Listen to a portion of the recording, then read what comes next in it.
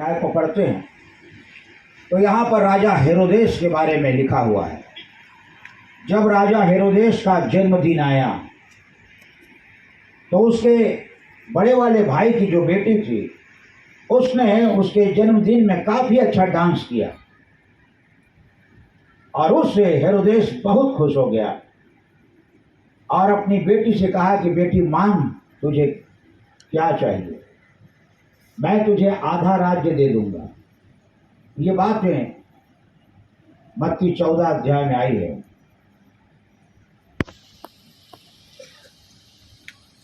ये एक राजा है पर अपनी बेटी से कहता है कि मांग, तुझे क्या चाहिए, मैं आधा राज्य भी तुझको दे सकता हूं। और हम जिसकी उपासना करते हैं वो राजाओं का राजा है और प्रभुओं का प्रभु है। शायद ऐसा दिन नहीं आया होगा हमारे जीवन में कि उसने कहा होगा कि मांग लो, तुम्हें क्या चाहिए। ऐसा बोलने के पहले ही हम ढेर सारी बातें पहले ही मांग लेते हैं तो उसको बोलने का अवसर नहीं मिलता है। हमारा पूरा लिस्ट पहले से तैयार रहता है।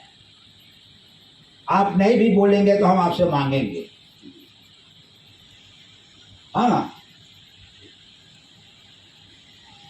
आपने राजा सुलेमान के बारे में पढ़ा होगा। एक दिन राजा सुलेमान जब सोया हुआ था तो स्वप्न में परमेश्वर ने दर्शन देकर कहा, सुलेमान मांग, तेरे को क्या चाहिए, मांग, तेरे को क्या चाहिए। तो उसने कहा, मुझे समझ दे दीजिए, आपकी इतनी बड़ी प्रजा है परमेश्वर, मैं इनके बीच में उठना बैठना नहीं जानता हूँ, मैं इनका न्याय कैसे करूँगा, तो मुझे बुद्धि दे दीजिए। और परमेश्वर खुश हो गया, वो राजाओं का राजा, प्रभुओं का प्रभु। और उसने सुलेमान से कहा कि सुलेमान, तूने केवल बुद्धि मांगी है, तूने धन दौलत नहीं मांगा, वो भी मैं तेरे को देता हूँ। तूने दीर्घायु नहीं मांगी, लंबी आयु, वो भी तुझे दे देता हूँ। तूने अपने शत्रुओं का विनाश नहीं मांगा, वो भी मैं सब तेरे को दे देता हूँ। तेरे शत्रु तेरे ही अधीन रहेंगे।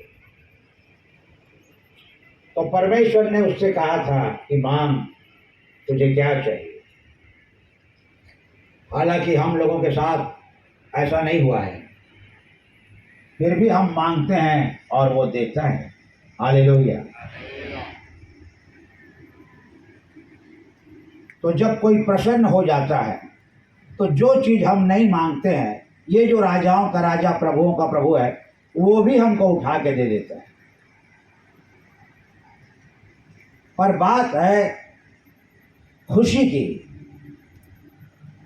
जब परमेश्वर खुश होता है तो जो बातें हम नहीं मांगते हैं वो भी वो हमको देता है। हालेलुया। परमेश्वर की प्रसन्नता।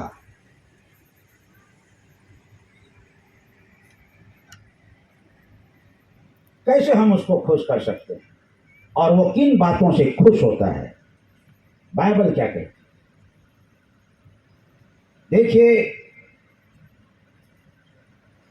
जिन दिनों में इस्राएल 400 साल तक गुलाम था मिस्र देश का, उसके पश्चात परमेश्वर ने अपने दास मूसा को वहां पर भेजा और मूसा उन्हें आजाद करके ले आया। दिन पर दिन और महीने पर महीने गुजरने लगे। एक दिन परमेश्वर ने मूसा को पर्वत पर बुलाया और उसे व्यवस्था दी और कहा कि प्रजा से ये कह देना कि जो व्यवस्था मैं दे रहा हूं उसका वो लोग पालन करेंगे। और ये व्यवस्था इस्राएलियों के पास आ गई। व्यवस्था में बहुत सारी बातें थी, उसमें एक और बातें थी जो बलिदान से संबंध रखती थी। जब आप लय व्यवस्था की पुस्तक उत्पत्ति, निर्गमन, लय व्यवस्था की पुस्तक उसका 1 अध्याय से 5 अध्याय तक जाएंगे तो देखिए 1 अध्याय के ऊपर में क्या लिखा है, होम बलि। 2 अध्याय में अन्न बलि, 3 अध्याय में मेल बलि, 4 अध्याय में पाप बलि और 5 अध्याय के 14 पद में लिखा है दोष बलि। तो होम बलि, अन्न बलि, मेल बलि, पाप बलि और ये दोष बलि उसी व्यवस्था का एक हिस्सा है। ये तुमको चढ़ाना है, ये बलिदान परमेश्वर को। और वो जैसा नियम और कानून परमेश्वर ने उन्हें सौंपा था वो बलिदान चढ़ाते थे, वो बलिदान चढ़ाते थे। उसकी आज्ञा के अनुसार से, उस व्यवस्था नियम के अनुसार से वो बलिदान को चढ़ाते थे। समय गुजरता गया। जिन दिनों में इस्राएल में शाऊल नाम का राजा हुआ, वो इस्राएलियों पर शासन करने लगा। परमेश्वर ने उसको राजा ठहराया था, सब कुछ अच्छा चल रहा था।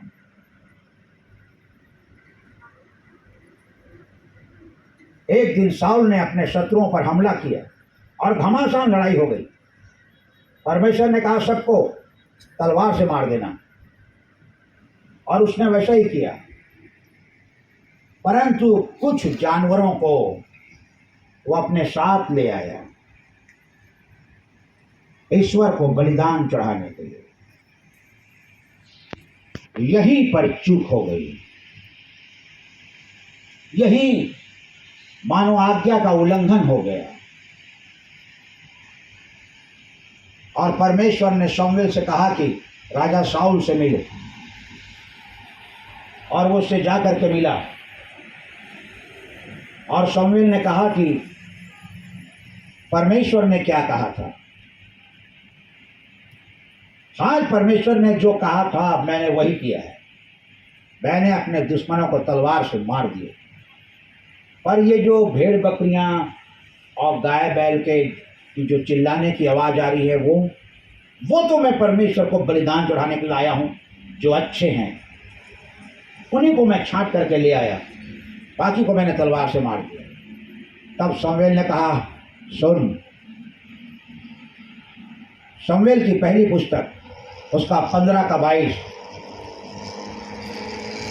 परमेश्वर होम बलि और मेल बलि से प्रसन्न नहीं होता, बात के माने जाने से प्रसन्न होता है। हालेलुया। परमेश्वर की प्रसन्नता, आप परमेश्वर को कैसे खुश कर सकते हैं? अब जिस दिन आपने उसे खुश कर दिया वो कहेगा मांग, क्या चाहिए। अब परमेश्वर बलिदान के खिलाफ आवाज उठाने लगा, और यह पहली आवाज थी परमेश्वर की। मैं होम बलि और मेल बलि से उतना प्रसन्न नहीं होता जितना कि बात के माने जाने से होता। तूने मेरी आज्ञा का उल्लंघन कर दिया, इस कारण अब मैं तुझको तुच्छ समझता हूं, तेरा स्थान कोई और ले लेगा। परमेश्वर चाहता है कि हम उसकी आज्ञा का पालन करें। पर क्या हर चर्च आने वाले, हर बाइबल पढ़ने वाले, हर प्रार्थना करने वाले, हर उपवास करने वाले, क्या वो आज्ञाकारी हैं?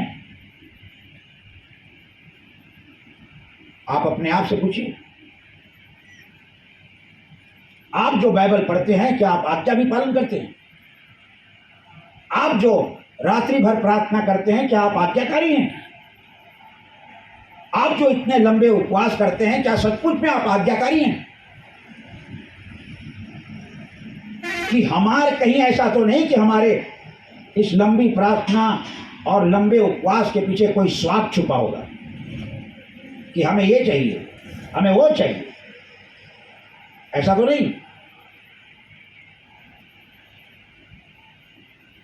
अब परमेश्वर बलिदान के खिलाफ हो गया और कहता है बस बात मानो, मैं उसी से प्रसन्न होता हूं। तो आज हम ये सुन लें और जान लें, पढ़ लें कि परमेश्वर अब बलिदान के खिलाफ है, बात के माने जाने से वो खुश होता है। हालेलुया। आज हमको परमेश्वर की आज्ञा का पालन करना है। और मैं कह रहा हूं, हर प्रार्थना करने वाले आज्ञाकारी नहीं होते, हर उपवास करने वाले आज्ञाकारी नहीं होते, हर चर्च आने जाने वाले आज्ञाकारी नहीं होते। आज हमको बात माननी है। सबोपनिषद की पुस्तक 12 के 13 में लिखा है, सबोपनिषद की पुस्तक नीति वचन के बाद सब कुछ सुना गया। अंत की बात यह है कि परमेश्वर का भय मानो और उसकी आज्ञा का पालन करो, क्योंकि मनुष्य का संपूर्ण कर्तव्य यही है। बात मानो, मेरी बात मानो।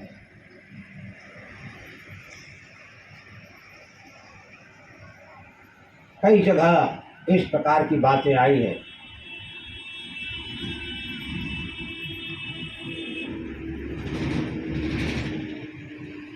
हालेलुया। परमेश्वर बात के माने जाने से प्रसन्न होता है, और कई बार हमसे आज्ञा का उल्लंघन हो जाता है। प्रार्थना अच्छी बात है, उपवास भी बहुत अच्छी बात है, चर्च आना जाना, बाइबल पढ़ना सब अच्छी बात है, पर आज्ञाकारी होना उससे भी अच्छी बात है। पर हम कहते हैं कि परमेश्वर की आज्ञाएं कठिन है। मैंने पिछली रात आपको बताया था, जबकि यूहन्ना कहता है कि कोई आज्ञा उसकी कठिन नहीं है, सबका पालन किया जा सकता है।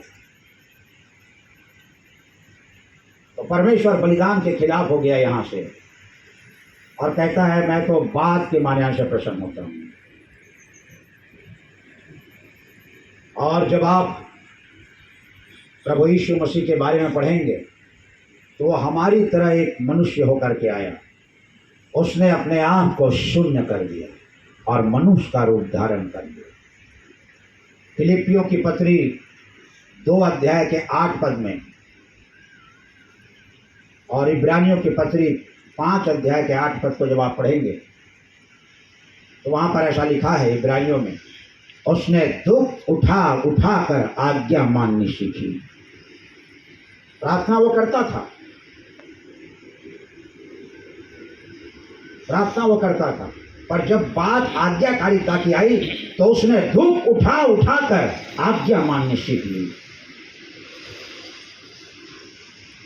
और फिलिप्पी 2 के 8 में लिखा है, उसने मृत्यु, हाँ क्रूस की मृत्यु को भी सह लिया, और उसने आज्ञा माननी सीखी। हालेलुया। वो यहाँ तक आज्ञाकारी रहा। 2 के 8 में लिखा है कि मृत्यु, हाँ क्रूस की मृत्यु को भी उसने सह लिया। ये है आज्ञाकारिता, यही परमेश्वर चाहता है। पर बात दुख भी जुड़ा हुआ है, दुख भी जुड़ा हुआ है। हाँ, यदि दुख नहीं जुड़ा होता तो शायद आज्ञा का पालन हो जाता। पर ऐसा नहीं लगता कि हमारे साथ कोई दुख जुड़ा हुआ हो और हम दुख उठा उठा कर आज्ञा का पालन कर रहे हों।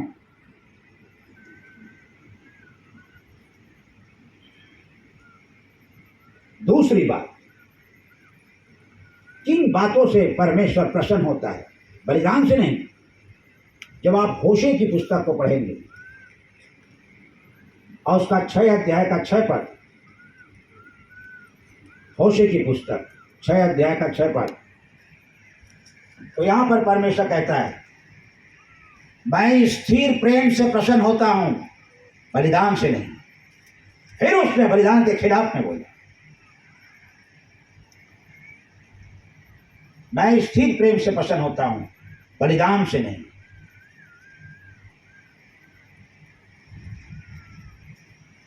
क्यों? जिसने खुद कानून बना करके हमको दिया, आज वो कहता है मुझे इससे खुशी नहीं होती है कि तुम बलिदान चढ़ाते हो। स्थिर प्रेम, कभी तुम मुझसे प्यार करते थे और आज कभी उससे प्यार कर रहे हो, बाल से, जिसके बारे में तुम कुछ नहीं जानते, अशेरा से जिसके बारे में तुम कुछ नहीं जानते, तुम उनसे प्यार कर रहे हो, तुम मुझसे प्यार नहीं कर रहे। परमेश्वर कैसा प्यार चाहता है कि आप और हम उससे वैसा ही प्यार करें।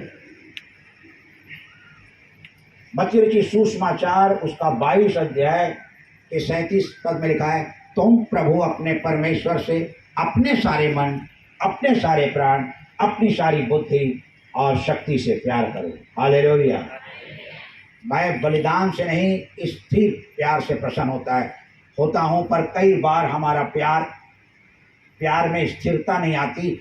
2-4 दिन हम परमेश्वर से प्यार करते हैं और फिर और किसी से प्यार करने लग जाते हैं। फिर जब हमको ठोकर लगती है, हम फिर परमेश्वर के पास आते हैं और परमेश्वर से प्यार की बात करते हैं कि हम आपसे प्यार करते हैं परमेश्वर, और उस प्यार में स्थिरता नहीं होती है, जबकि प्यार में परमेश्वर स्थिरता चाहता है।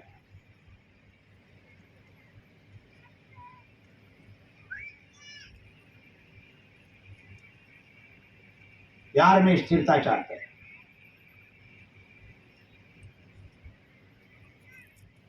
कई बार ऐसा होता है, यदि मैं संसार की ही बात कहूं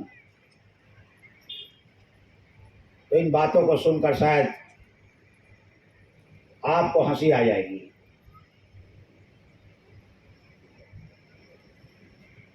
कई बार लोग अपनी पत्नी से प्रेम करते हैं, फिर प्रेम ठंडा हो जाता है, फिर गर्लफ्रेंड से प्रेम करने लगते हैं। ठीक है, यही का उदाहरण मैं आपको दे रहा हूं। तो उस प्यार में फिर स्थिरता नहीं आ पाती। परमेश्वर कहता है तुम भी ऐसे ही करते हो। उस दिन मेरे से प्यार करते हो, फिर कभी बाल से प्यार करते हो, फिर कभी अशीरा से प्यार करते हो।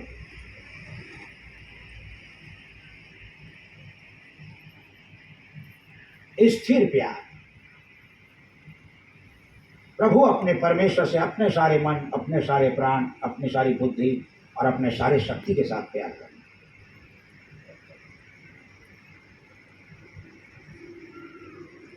आपके साथ ऐसा नहीं है, आप लोग अच्छे हैं,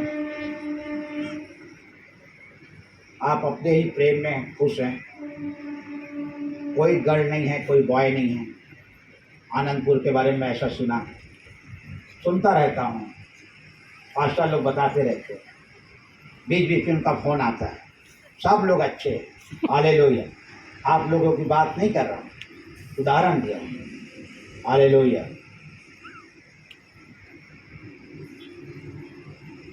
तो परमेश्वर बोलता है स्थिर प्यार से। प्यार को लेकर के जब हम आगे बढ़ते हैं तो परमेश्वर इस एक कलीसिया के खिलाफ में प्यार को लेकर के बात करता है, और वो क्या है देखिए।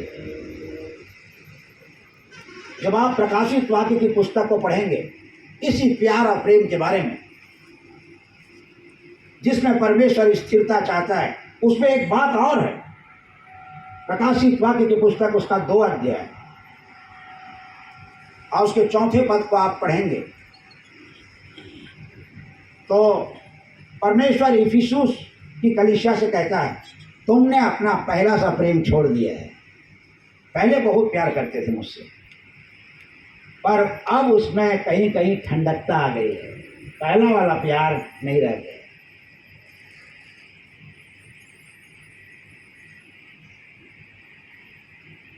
तो देखिए, जब हम परमेश्वर से, जब हमने प्रभु को जाना तो पहले कैसा प्यार करते थे, और कहीं अभी प्यार ठंडा तो नहीं पड़ गया है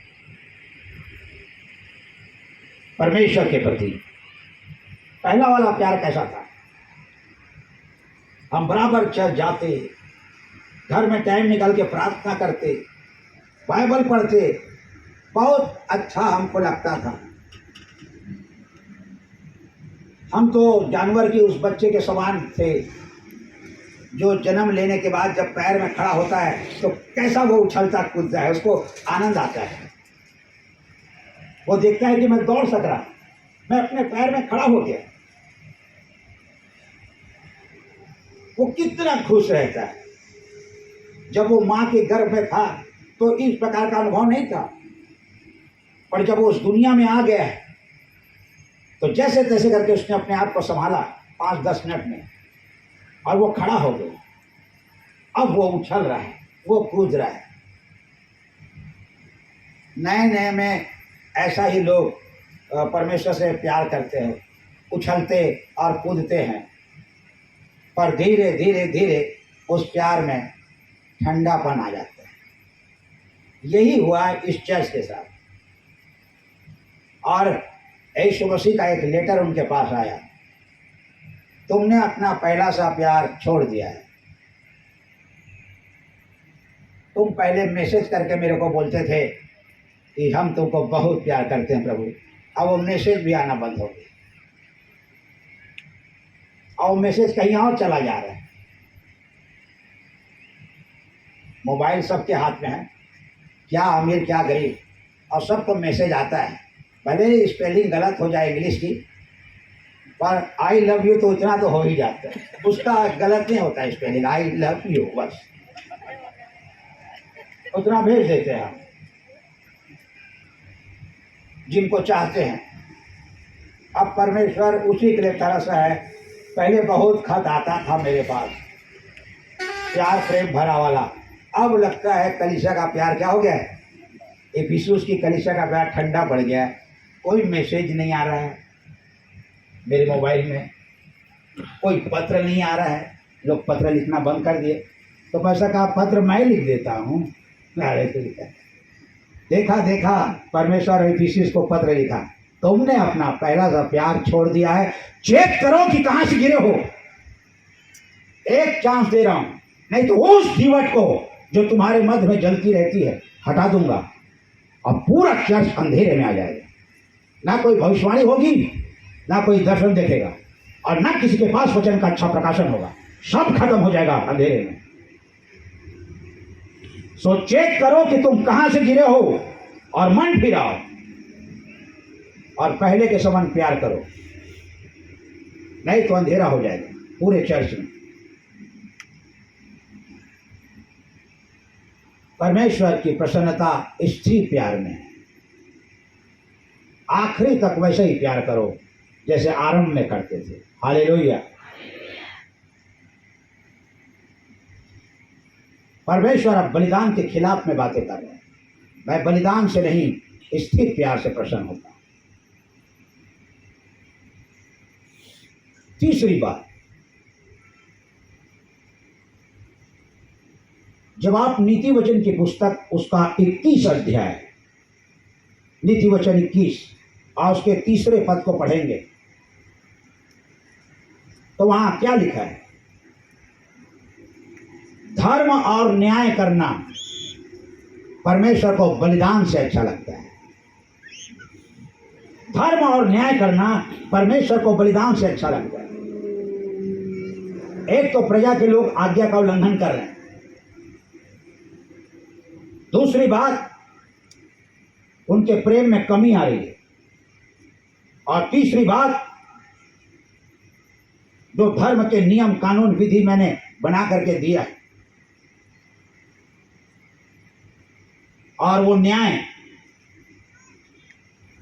उसका भी उल्लंघन हो रहा है।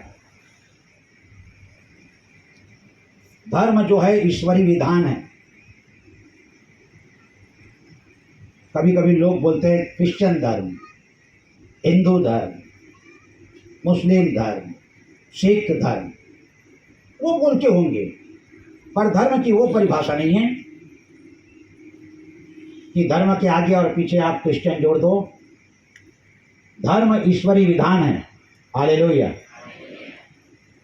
और उसका पालन करना है, और यहाँ पर इस्राएल से उसका उल्लंघन हो रहा है। परमेश्वर कहता है धर्म और न्याय करना मुझको बलिदान से अच्छा लगता है, और तुम न्याय बिगाड़ रहे हो। तुम अनाथों के साथ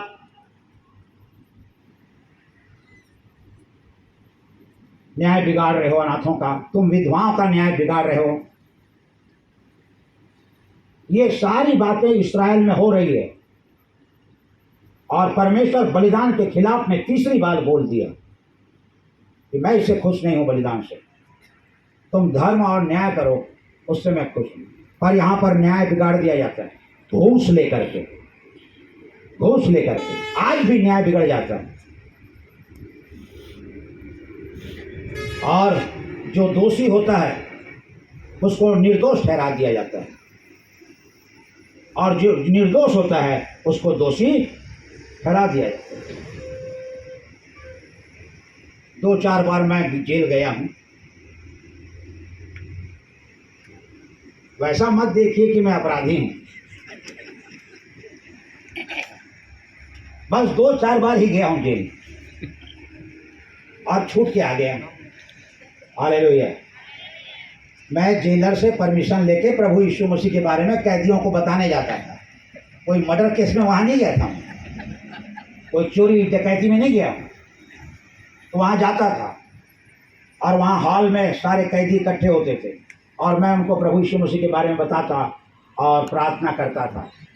कुछ कैदियों से जब मेरी बात हुई तो उन्होंने कहा, साहब हम लोग निर्दोष हैं, पर दोषी ठहरा दिए गए। वो मर्डर हमने नहीं किया, पर साबित नहीं कर सके कि निर्दोष हैं। ऐसा खेल होता है। कई ऐसे कैदी हैं जो जेल में निर्दोष हैं, पर फिर भी आज उनको सजा 20 साल की सुना दी गई है। मिला मैं उन कैदियों से, क्या गुजर रहा होगा उन विचारों पर। जो पैसे वाले हैं, जो बलवान हैं, उन्होंने न्याय बिगाड़ दिया, सब कुछ मानो पैसे से खरीद दिया है। उन्होंने वकील को खरीद लिया, उन्होंने मानो जज को ही खरीद लिया। वो निर्दोष हैं कुछ लोग जो जेल में हैं। इस्राएल में भी ऐसा ही खेल हो रहा है। वो निर्दोष को दोषी और दोषी को निर्दोष ठहरा रहे हैं। वो मुंह देख करके लोगों का न्याय कर रहे हैं। इस कारण परमेश्वर ने ये बातें जब इस्राएल में देखी तो कहा, मैं बलिदान से प्रसन्न नहीं होता, न्याय से प्रसन्न होता। सही न्याय लोगों को दो, जो सही है वो सही और जो गलत है वो गलत। पर कई बार हम अपने लोगों का पक्ष लेते हैं और न्याय बिगाड़ देते हैं कि नहीं। जब आपके बच्चों की किसी बच्चों से लड़ाई हो जाएगी तो आप अपने बच्चों के बचाव में आ जाएंगे। उसने पहले मारा, तब हमारा बच्चा उसको मारा, जबकि पता चल रहा हमारा ही बच्चा गलत। पर पक्ष लेते हैं हम।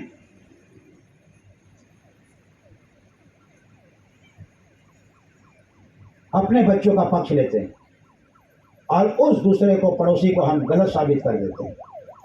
और परमेश्वर को ये अच्छा नहीं लगता है, परमेश्वर को ये अच्छा नहीं लगता।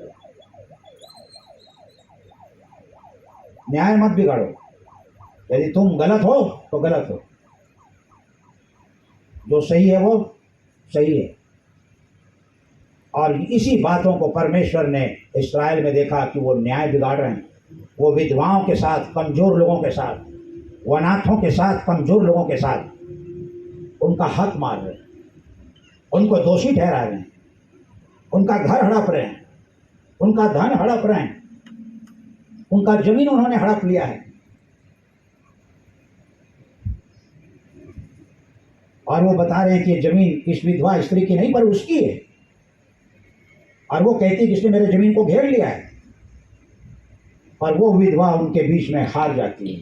वो अनाथ और गरीब लोग उनके बीच में हार जाते हैं। संसार में बलवानों का बोलबाला है। वो सच को झूठ और झूठ को सच साबित करते हैं। पर परमेश्वर नहीं चाहता कि यदि मेरी प्रजा इस्राएल है तो वो ऐसा काम ना करे। यदि वो आज न्याय बिगाड़ेंगे तो कल को मैं न्याय बिगाड़ दूंगा। मैं टेढ़े के साथ तिरछा बन जाता हूं, परमेश्वर कहता है। यदि कोई सुधरना नहीं चाहता,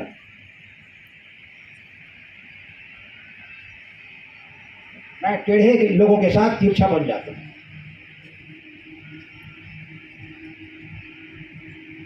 ये तीसरी बात है जहाँ पर यीशु मसीह ने नीति वचन 21 के 3 में कहा है बलिदान के खिलाफ में।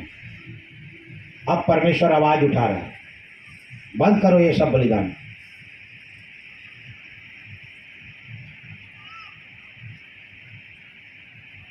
एक बार नहीं, बार बार बलिदान को लेकर के छेड़खानी हुई है, लोगों ने अपनी मनमानी की है। इस कारण परमेश्वर बलिदान के खिलाफ में बात करते हैं। केवल ये नहीं कि राजा साउल से गलती हो गई, जानवरों को काट के चढ़ा देना बलिदान स्वरूप ईश्वर के लिए, यह इंसानों के लिए सरल था, पर उस सरलता में भी उन्होंने उनको और सरल बना दिया अपने से, जबकि परमेश्वर सरल ही दिया है।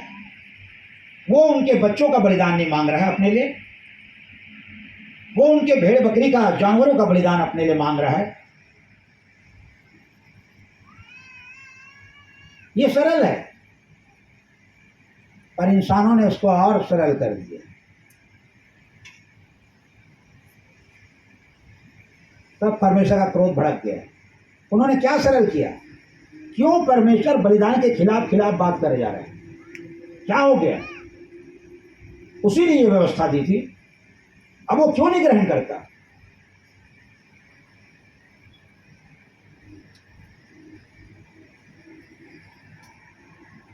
जब आप मत्ती रचित सुसमाचार, आगे जाके मैं आपको बताऊंगा क्यों परमेश्वर बलिदान के खिलाफ में इतना आवाज उठा रहे एक के बाद एक।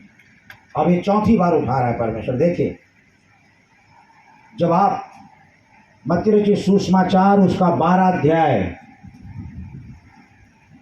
और उसके 7 पद को पढ़ेंगे तो यहाँ पर लिखा है, मैं दया से प्रसन्न होता हूँ, बलिदान से नहीं, बलिदान से नहीं।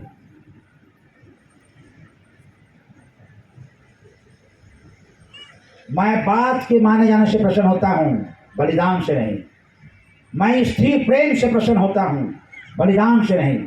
मैं धर्म और न्याय करना मुझको अच्छा लगता है, पर बलिदान नहीं। अब चौथी बात 21 के 7 में लिखा है, मैं दया से प्रसन्न होता हूँ, बलिदान से नहीं। गलती केवल साउल से नहीं हुई है, गलती प्रजा के लोग एक के बाद एक करे जा रहे हैं। बलिदान चढ़ाना सरल है, पर आपने उसको और सरल बना दिया है। वो सरल कैसे हो गया? इतना सरल कैसे हो गया? जब आप मलाकी की पुस्तक को पढ़ेंगे 1 अध्याय, मत्ती के बाद, ये मत्ती के ठीक पहले 1 अध्याय को पढ़ेंगे तो वहां पर ऐसा लिखा हुआ है, 6 पद और 8 पद को जब आप पढ़ेंगे तो परमेश्वर क्या कहता है? 8वें पद को ही देख लीजिए, तुम मेरी वेदी पर अशुद्ध भोजन चढ़ाते हो। 6 पद में भी लिखा है अशुद्ध भोजन चढ़ाते हो। जब तुम अंधे, लंगड़े और रोगी पशु को ले आते हो बलिदान चढ़ाने के लिए, तो क्या ये बुरा नहीं है? मैंने कहा बलिदान चढ़ाओ, मैंने ये नहीं कहा कि तुम अंधे, लंगड़े, रोगी पशु को ले आओ। ये तो और सरल कर दिए। वो जब ही डाल चढ़ाते जाओ ईश्वर को, वो ग्रहण कर लेगा। परमेश्वर इस कारण इन बातों को देख देख करके बलिदान के खिलाफ में बातें करने लग गया। बोला हटा दो बलिदान, लोगों पर दया करो। हालेलुया। अपने हृदय को कठोर मत करो, दया करो लोगों पर। अब तुम लोगों पर दया नहीं करके उनको कचहरी में घसीट रहे हो, निर्बल और कमजोर लोगों को, उन पर अत्याचार कर रहे हो, उन पर अन्याय कर रहे हो। बलवान लोगों के द्वारा ऐसा किया जा रहा था समाज में, तब परमेश्वर बलिदान के खिलाफ हो गया। और तुम ये सब ला के चढ़ा रहे हो मेरे सामने, अंधे, लंगड़े, रोगी पशु को। ये बुरा नहीं है। क्या मैं ऐसी भेंट ग्रहण करूंगा? सरल को तुमने और सरल कर दिया। तो देखिए, 4 जगह बलिदान के खिलाफ में परमेश्वर ने बातें की है। दया से प्रसन्न है, उसको दया चाहिए। हालेलुया। कई बार हम दया नहीं करते किसी, आपकी बात नहीं बोली, आप दयालु। आपने धनवान और लाजर के बारे में पढ़ा एक घटना, लूका की सुसमाचार और उसका 16 अध्याय और 19 पद से। एक धनवान मनुष्य था जो प्रतिदिन सुख विलास और धूमधाम के साथ रहता था। 16 का 19 लूका की सुसमाचार। और प्रतिदिन वो मलमल पहनता था। लूका 16 का 19 देखिए, धूमधाम के साथ रहता, सुख विलास के साथ रहता, प्रतिदिन मलमल पहनता। और लाजर नाम का एक मनुष्य घाव से भरा हुआ उसके आंगन में छोड़ दिया जाता था कि धनवान के जूठन से पेट भर ले। हर दिन ऐसा ही वो जूठा खाता। कभी जूठा ज़्यादा होता तो पेट भर जाता, कभी जूठा नाम की कोई चीज़ नहीं होती, कभी जूठा कम होता तो वो उसी को खा लेता। क्या धनवान का कभी बर्थडे नहीं आया? धनवान यहूदी है, लाजर भी यहूदी है, उनके पास व्यवस्था की पुस्तक है, पर ना तो धनवान कभी व्यवस्था का पुस्तक पढ़ता, ना सुनता, ना उसमें लिखी हुई बातों को मानता। यदि वो पढ़ता तो जान जाता कि हमको लोगों पर दया करनी है, अपनी जाति भाइयों पर। पर उसने कभी दया नहीं की कि आज बर्थडे है तो लाजर को भी एक जोड़ी कपड़ा दे दिया जाए, आज उसको अच्छा खाना दिया जाए। वो हर दिन जूठा खाता है। उसकी पत्नी का बर्थडे है, उनके शादी का सालगिरह है, उनके बच्चों का बर्थडे है, त्यौहार है, कई यहूदी त्यौहार हैं जिसमें वो लोग अच्छा खाते पीते हैं। पर लाजर हर दिन जूठा खाता है। एक दिन लाजर मर गए और परमेश्वर के दूत उठाकर उसको इब्राहिम की गोद में ले गए। धनवान भी मर गया और वो भी उठाया गया और डाल दिया गया अधोलोक के उस तीसरे हिस्से में, जहां पर वो ज्वाला में तड़पने लगा, ज्वाला में तड़पने लगा। और एक दिन उसने लाजर को इब्राहिम की गोद में देख लिया और कहा, हे पिता इब्राहिम, दया करके लाजर को भेज दे, मैं यहाँ ज्वाला में तड़प रहा हूँ। वो उंगली का शीरा पानी में डुबोएगा और मेरी जीभ को ठंडी करेगा, दया करके। मैं तो बलिदान से प्रसन्न नहीं होता, दया से ही प्रसन्न होता। तब इब्राहिम ने क्या कहा, याद कर, तू जीवन में अच्छी वस्तु में लिया है और लाजर बुरी वस्तु में लिया है। अब वो यहाँ शांति पा रहा है और तू तड़प रहा है। तूने कभी लाजर पर दया की? नहीं किया, तो फिर दया की क्यों भीख मांग रहा है मेरे से?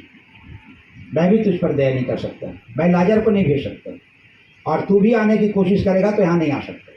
तुम दोनों के बीच में बहुत बड़ा गड्ढा है। तब उसने दया की दूसरी भीख मांगी और उसने कहा कि हे पिता इब्राहिम, यदि लाजर यहाँ नहीं आ सकता तो मेरे और 5 भाई हैं, उनके पास भेज दे। ऐसा ना हो कि वो मरने के बाद यहीं आ जाए जहाँ पर मैं तड़प रहा हूँ। तो इब्राहिम ने इसको भी ठुकरा दिया और उस पर दया नहीं की। उसने कहा, नहीं, उनके पास तो मूसा और भविष्यवक्ता की पुस्तक हैं, वो उसकी सुने, वो उसे पढ़ें, उसके अनुसार से करें। लाजर वहाँ भी नहीं जा सकता। याकूब की पत्री 2:13 को आप पढ़ेंगे तो यहाँ पर उसका उत्तर है। और भविष्य में यदि आज हम दया नहीं करते और अपने हृदय को कठोर कर लेते हैं तो कल क्या होगा? देखिए, याकूब 2:13 में लिखा है, जिसने दया नहीं की उसका न्याय भी बिना दया के मैं करूंगा। जिसने दया नहीं की उसका न्याय बिना दया के ही होगा। तो अब इसको पढ़ के हम डरेंगे और हम दया, बेवजह दया करने लगे। नहीं, खा ही लो 2 रोटी, आज हमारा बर्थडे है।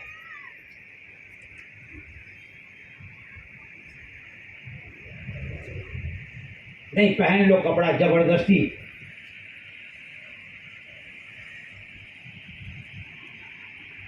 तो ऐसी दया को परमेश्वर पहचानता है। मनुष्य को दयालु होना चाहिए। हालेलुया। मत्ती 5:8 में जहाँ तक लिखा है, यदि मैं सही हूँ तो, धन्य है वे जो दयावंत हैं, उन पर भी दया की जाएगी। धन्य है वे जो दयावंत हैं, उन पर दया की जाएगी। पर धनवान पर दया नहीं हो सकती, उस पर नहीं। न्याय सिंहासन के सामने भी वो भीख मांगेगा तो उस पर दया नहीं की जाएगी, क्योंकि उसने अपने ही भाई लाजर पर दया नहीं की। तो आज हमारा हृदय तरस से भरा हुआ होना चाहिए। यही है दया। दया बोलने से कृपा, इसी को बोलते हैं करुणा, इसको बोलते हैं अनुग्रह। यही है तरस, यही है दया।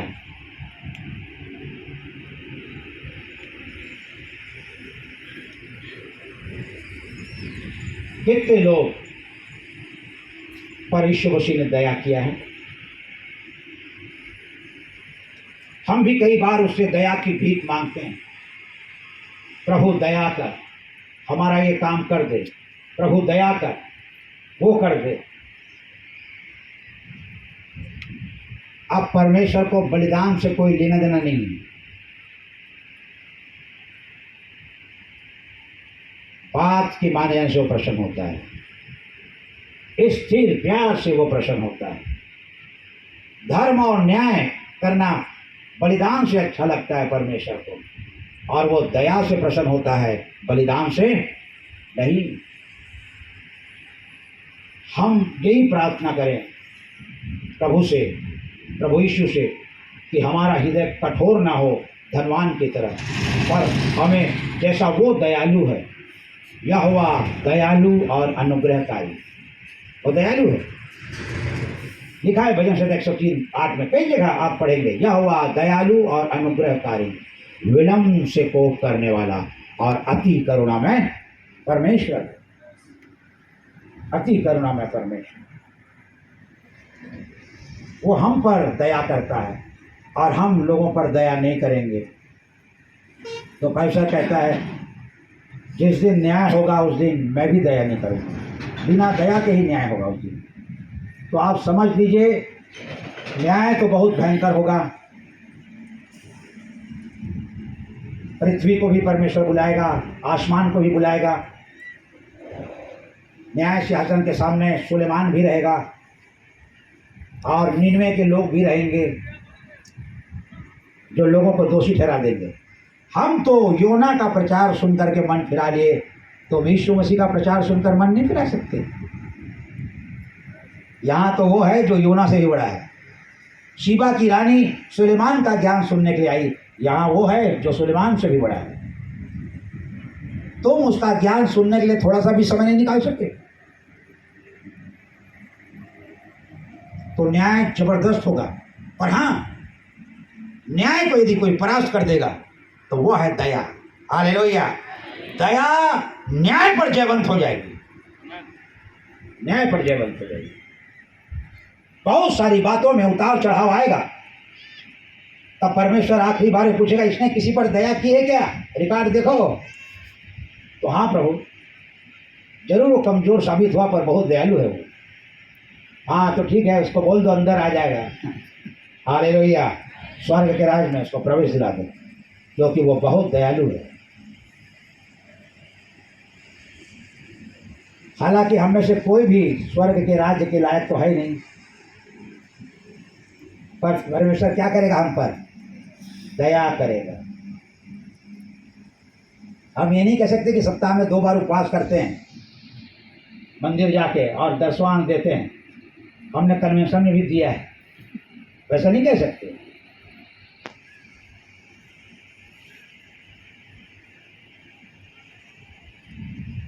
हम प्रभु से प्रार्थना करें